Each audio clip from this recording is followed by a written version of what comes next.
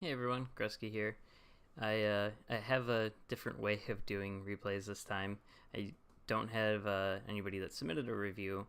Instead, I am reviewing one of my own replays, and I think this is something everybody should do. I I started watching some of my own gameplay when I would edit videos for this channel, and I picked up on a lot of little things I did wrong and the things I did right, and I think it's instrumental in helping me become a halfway decent player at this game. And this is something anybody could do. Anybody can enable replays and watch them. You don't need to have like a recording software. You don't need to have a computer capable of being able to record or stream or anything like that. Anybody can enable replays. I believe there's like a tool Wargaming has now that just enables it for you. Actually, I haven't enabled my replays in a while, so forget it. But I'll find instructions and post them in the link below for the video. Everybody should go enable them. I encourage it and watch your own replays. I think there's definitely some value to somebody that's experienced at the game watching your replay and giving you feedback. Sometimes I feel like it can be a little too nitpicky on things, like they don't understand exactly what your mindset is, and sometimes that's good and bad. Getting somebody else's mindset can really like show you, oh hey, I've been thinking about this all wrong, and that's all good. I think one of the best things I've ever done is watch my own gameplay and sometimes realize how much of an idiot I am, and kind of laugh at yourself and have a little bit of a sense of humor about it.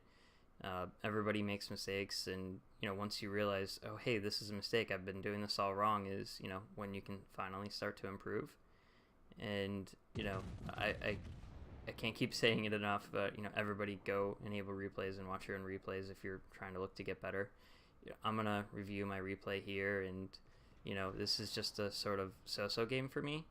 I felt like I could have done more to help my team, even though it wasn't like I don't know, a critical loss game or anything. I feel like there's just things I could have done better to support my team and prevent a few of the ships from dying, make a win even easier for our team.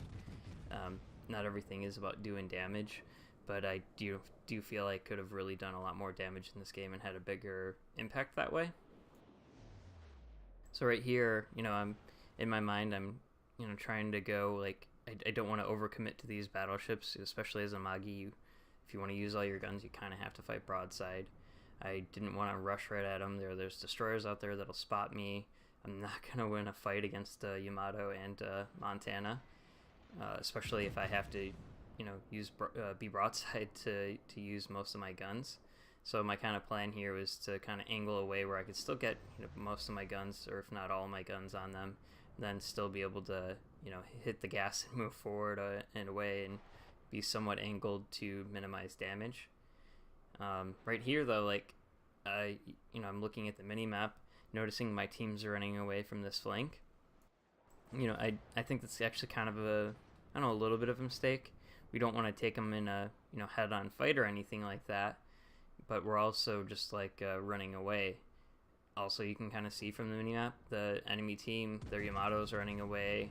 They have two Montanas and a Gearing over there. And, we have in Iowa, me and the Amagi, Montana, a Conqueror, and a GK right there. We could easily go and just demolish them, if we all kind of go together. That's, hard to do in a random game. Have everybody work together and, all commit to moving down that cap, and that way we're not just one ship going against, 3 or 4.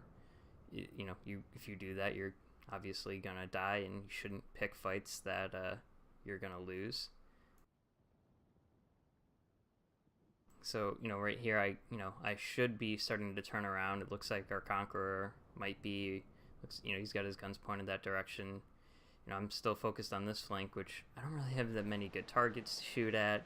Most of all their, all but one of their battleships are, down in the south there. I should be focusing towards there. And I think I start to realize it here, even though I probably should have turned around earlier and, moved that way.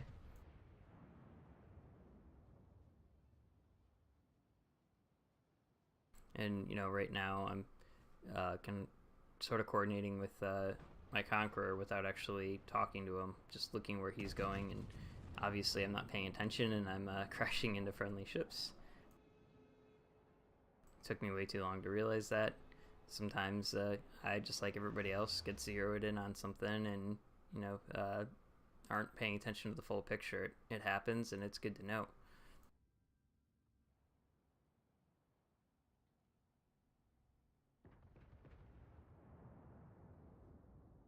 If you kind of look like I've poorly positioned myself a little bit, I don't have anything to shoot at. I'm now moving down towards the south there to, combat these battleships pushing through, and it's just me and a Conqueror. And, it's very important that we do this, because, if they just move forward, they're going to have broadside of a bunch of our ships, and we're just going to, we're not going to be able to win that fight. And, right here, I'm, the Conqueror's pulling me and not paying attention. He's focused on his target, so I'm honking to let him know.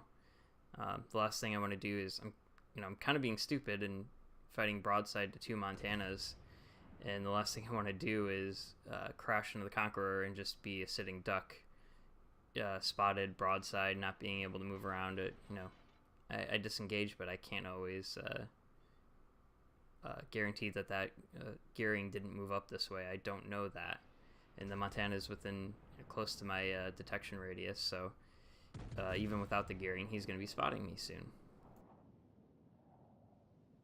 And one of the things I did poorly with sort of coordinating with the Conqueror without talking to him is we both ended up being right next to each other.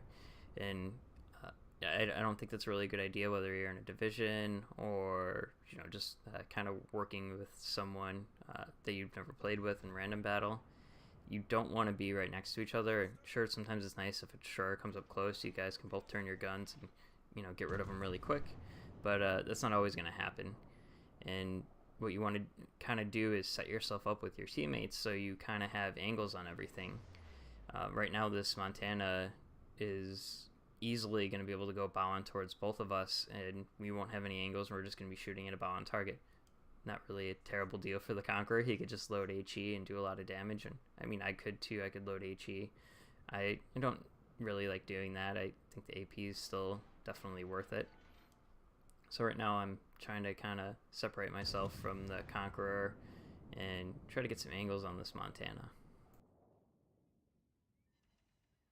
As you can see, I only had one penetration shot and one shell that bounced, so I could really improve my aiming there. I could aim a little bit higher. I thought he was going faster than he was.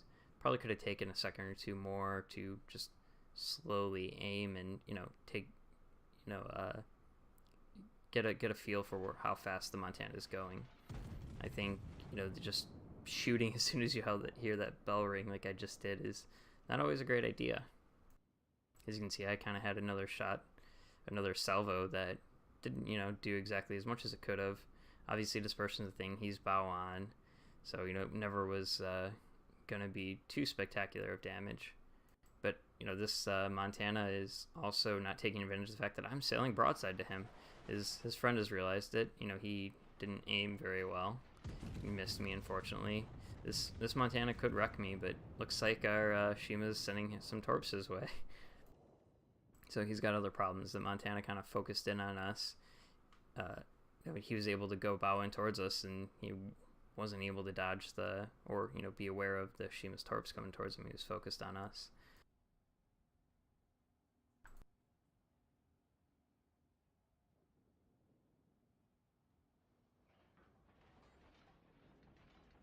And right now there's the Yamato moving through the center, and right here, if I fire, I'm just stuck broadside. The way I keep turning up, not really a position you want to be in when there's Yamato nearby. I think the Yamato might have other targets he wants to shoot at, but still, it's not something I really want to do.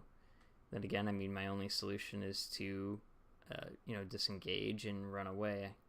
I believe now that the Kagero and Z46 are in smoke. I shouldn't be spotted, but here I go, keep firing, and here I am given a huge broadside.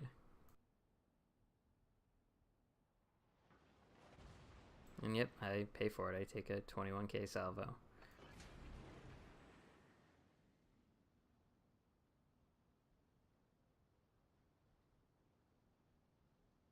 You know, I turn out though because I don't want to engage a Yamato and a Montana. I will lose that. And you know, I'm also gonna be spotted. You know, the Montana is either spotting me or there's a destroyer over this way. And it looks like, you know, could very well be the Montana. I can't guarantee destroyer's not around me though. That Gearing was last spotted up there. I can only assume he went this way. I doubt he would go to the south. And I get a lucky Citadel from a Baoan Montana. You can't really expect that always to happen.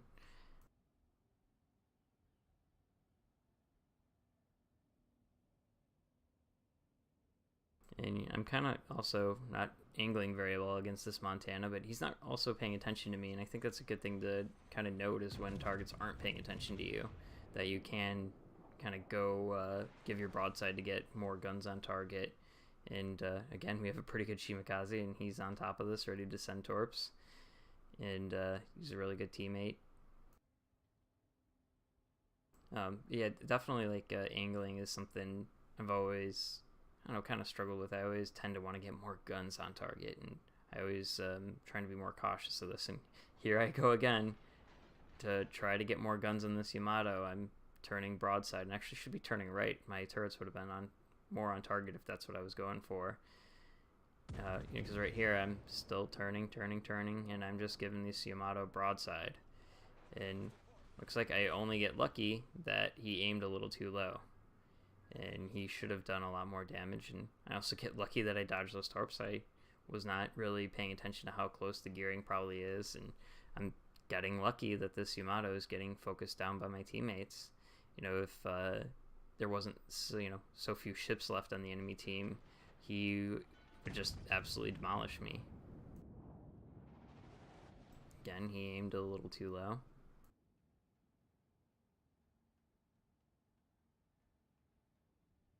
Even though, you know, there's only a couple ships left on the enemy team, you can afford to be a little bit more reckless to try to, you know, get a kill or, you know, farm some damage if that's what you want to do. And obviously, damage isn't everything. You can have plenty of high damage games and still lose them.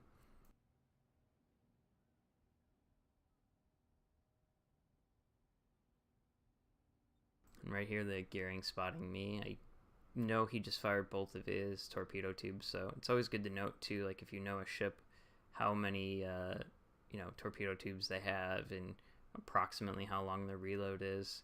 I mean, you don't have to know the exact number, but I know, hey, he can't send torps at me right now. He's, you know, probably still reloading, but you know, within like 30 seconds he should have his torpedo tubes up. So right now I can kind of afford to be the sail in a straight line battleship and not pay attention. But I still have to be aware that there is an enemy Kagros somewhere. I kind of highly doubt he's going to be coming through the middle. You know, the only way he could really get torps at me is if he came behind and, you know, torped me from like the F or the E line. But I am running away from his, you know, direction, so likely those wouldn't be too big of a problem. But now that the gearing is out of his smoke, he's spotting me. So it's you know, good to note that, hey, you know, he knows you know, where I am, and paying attention to that target indicator means he's probably switching, either switching targets or he's switching between torpedo tubes and guns. So I want to pay attention to that and know I should probably start changing my speed and direction randomly, you know, to evade torps, you know, that possibly will be coming in the future. And there's the gearing spotted. You can see on the minimap they pop up a little bit before. And I do a Hail Mary shot with my front turrets.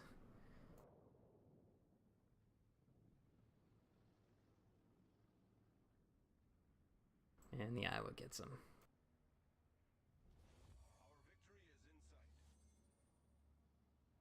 It's actually kind of a bold move to turn around like this. Like, gearing could have sent torps out about now, and they could be on my way, but again, it's also towards the end of the game, so I can be a little bit more reckless.